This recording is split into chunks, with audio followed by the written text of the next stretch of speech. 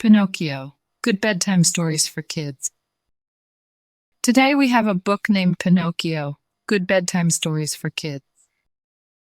I think they're so pretty. I hope you guys really enjoy it. I love it.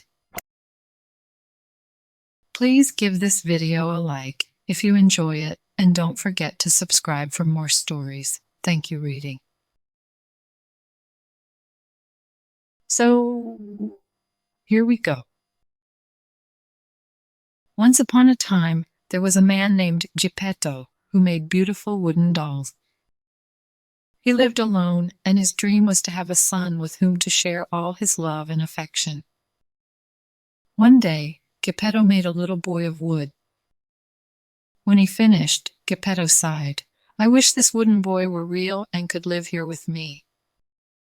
Suddenly it happened. The little wooden boy came to life. Geppetto shouted with joy and, with the laughter of happiness, said, "Be welcome. I'll call you Pinocchio." Geppetto helped Pinocchio dress, gave him some books, kissed him on the cheek, and sent him to school to learn to read and write. But he warned him, "As soon as school is finished, Pinocchio will come home." Pinocchio said yes and happily walked towards the school. On the way, Pinocchio noticed that there was a marionette show in the square. He joined them and danced so well that the puppet owner offered him 5 gold coins. Pinocchio was amazed and only thought how Geppetto would be happy when he gave him the coin. Near the school, Pinocchio found 2 bad men. Because he was very naive, the 2 men persuaded Pinocchio to go with them to a hostel to eat and sleep. After eating, Pinocchio became sleepy and fell asleep quickly. He dreamed that he was rich and that he and his father, Geppetto, were now living without difficulty and were very happy.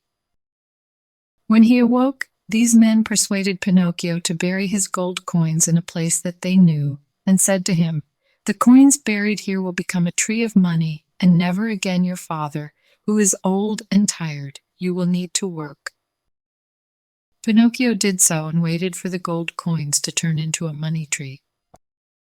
He remained a long time until, tired, he fell asleep. The evil men appeared and took the gold coins while Pinocchio slept. When he woke up, Pinocchio saw that the coins had been taken away, and he cried. He did not want to go home for fear that Geppetto would be angry and sad with him. Without knowing what to do, Pinocchio began to walk until he found a lady dressed in blue, whom he asked for help. What he did not know was that you were the Blue Fairy. The fairy said she would help him and asked him who his parents were and where he lived.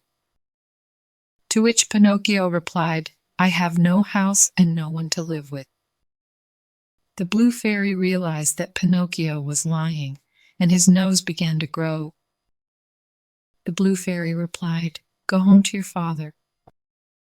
Be a good boy and do not lie anymore." Pinocchio promised that he would, and his nose returned to standard size. Back at home, Pinocchio stopped at an amusement park and his nose began to grow again. In the park, they told him that he could eat all the ice cream he wanted. What they did not tell him was that the ice cream would turn him into a donkey. Pinocchio ate until he could no longer, and as soon as he became a donkey, he was sold to a circus. In the circus, he was forced to work hard and was so mistreated that, shortly thereafter, he could not even walk. Since it no longer served to work in the circus, the owner had him thrown into the sea. As soon as he fell into the sea, he became a wooden boy again. A whale that passed by saw Pinocchio and swallowed it, thinking it was food. Inside the whale, what was not the surprise of Pinocchio when finding Geppetto?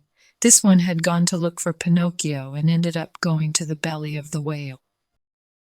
He was frail and sick, and a fish that was also there said, "Come up both of you behind my back and I'll take you home." They did so, and when they reached the house, Pinocchio took excellent care of Geppetto until he was okay. The blue fairy appeared again, and seeing that Pinocchio had been so good to Geppetto, said, "Since you are now a good boy, I will make you a real boy." And so it was. Geppetto had finally had the son he had longed for, and the two of them were happy forever. The end. Good job, friends. Thank you so much for reading with me. Bye, I'll see you next time.